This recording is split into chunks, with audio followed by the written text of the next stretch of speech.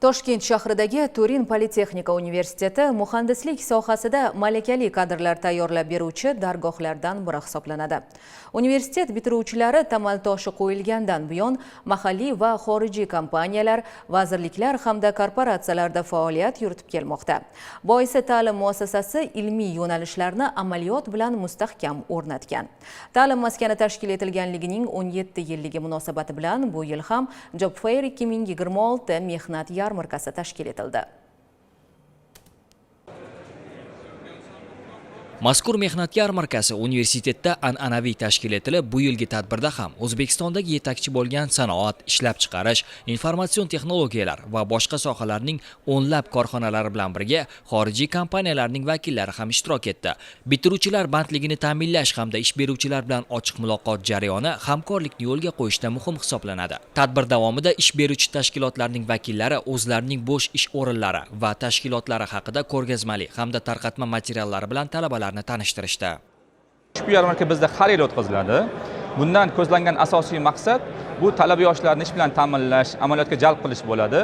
Hozirda universitetimizda bo'layotgan mehnat yarmarkasida 100 ga yaqin kompaniya tashkilotlar, bu mahalliy hamda xalqaro tashkilotlar ham qatnashyapti. Bir qancha talabalarimiz ish bilan ta'minlanishga erishishdi va xalqaro tashkilotlar bilan ham shartnomalar imzolandi va kelajakda talabalarimiz o'sha xalqaro tashkilotlarga borib o'zlarining ishlarini davom ettirishlari mumkin bo'ladi. Mehnat yarmarkasi aslida talabalarning mehnat bozoriga tezroq integratsiyalashuvini, bilimlarini amaliyotda mustahkamlash, moddiy ta'minot uchun asosiy imkoniyatdir.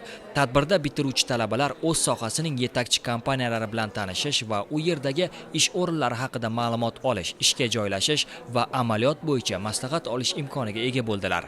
Sizga ishlab chiqarish texnologiyasi departamentida bo'sh ish o'rinlarini taklif qilish mumkin. Ya'ni ishlab chiqarish jarayonlarini, texnologiyasini ishlab chiqaradigan muhandislarga hozirgi kunda vakansiyalarimiz mavjud. Ishlab chiqarish texnologiyasi departamentiga sizni nomzod sifatida ko'rishimiz mumkin bo'ladi. Nomzodlar elektron tarzda o'z rezumelarini taqdim qilishi mumkin. Marhamat, biz sizni kutib qolamiz. Bugun yarmarkaga keldim, ish qidirganim.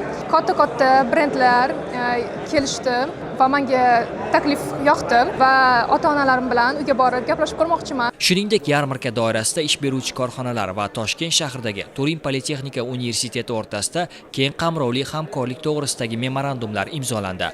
Oliy ta'lim muassasalari hamda ish beruvchilar o'rtasidagi ikki tomonlama bunday hamkorlik aslida jamiyat uchun manfaatlidir. Diyorbek Abdurahmonov, Jaloliddin Abdumavlonov, Poytaxt.